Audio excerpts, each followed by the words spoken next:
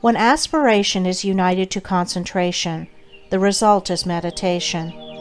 When a man intensely desires to reach and realize a higher, purer, and more radiant life than the merely worldly and pleasure-loving life, he engages in aspiration, and when he earnestly concentrates his thoughts upon the finding of that life, he practices meditation.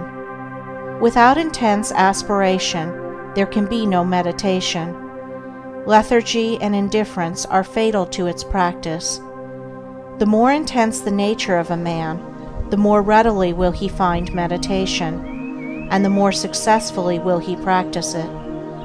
A fiery nature will most rapidly scale the heights of truth in meditation, when its aspirations have become sufficiently awakened.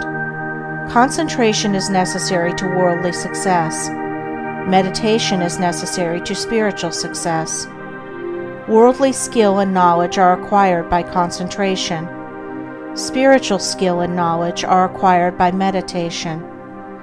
By concentration, a man can scale the highest heights of genius, but he cannot scale the heavenly heights of truth.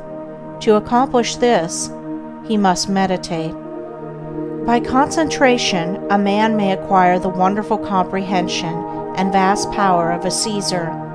By meditation, he may reach the divine wisdom and perfect peace of a Buddha. The perfection of concentration is power. The perfection of meditation is wisdom. By concentration, men acquire skill in the doing of things of life, in science, art, trade, etc. But by meditation, they acquire skill in life itself, in right living, enlightenment, wisdom, etc. Saints, sages, saviors, wise men, and divine teachers are the finished products of holy meditation. The 4 stages in concentration are brought into play in meditation, the difference between the 2 powers being one of direction and not of nature. Meditation is therefore spiritual concentration, the bringing of the mind to a focus in its search for the divine knowledge, the divine life, the intense dwelling in thought on truth. Thus a man aspires to know and realize, above all things else, the truth. He then gives attention to conduct, to life, to self-purification. Giving attention to these things, he passes into serious contemplation of the facts, problems, and mystery of life. Thus contemplating, he comes to love truth so fully and intensely as to become wholly absorbed in it.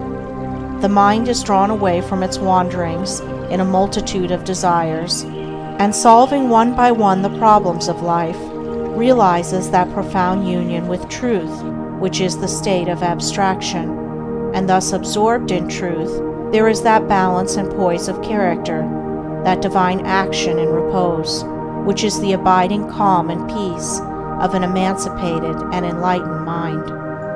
Meditation is more difficult to practice than concentration, because it involves a much more severe self-discipline than that which obtains in concentration. A man can practice concentration without purifying his heart and life, whereas the process of purification is inseparable from meditation.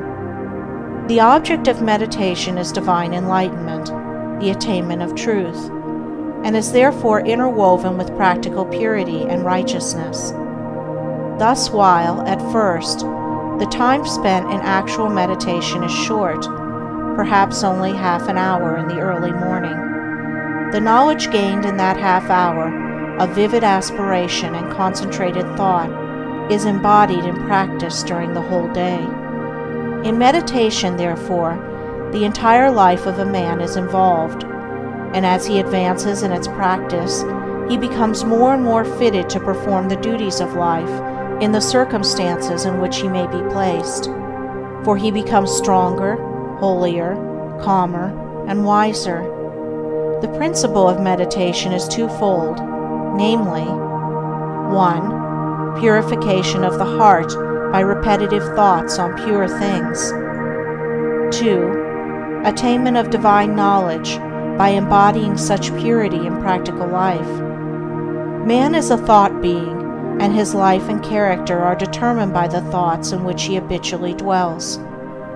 By practice, association, and habit, thoughts tend to repeat themselves with greater and greater ease and frequency, and so fix the character in a given direction by producing that automatic action which is called habit.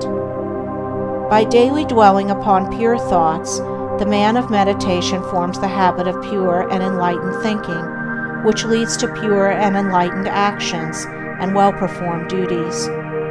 By the ceaseless repetition of pure thoughts, he at last becomes one with those thoughts, and is a purified being, manifesting his attainment in pure actions, in a serene and wise life. The majority of men live in a series of conflicting desires, passions, emotions, and speculations, and there are restlessness, uncertainty, and sorrow.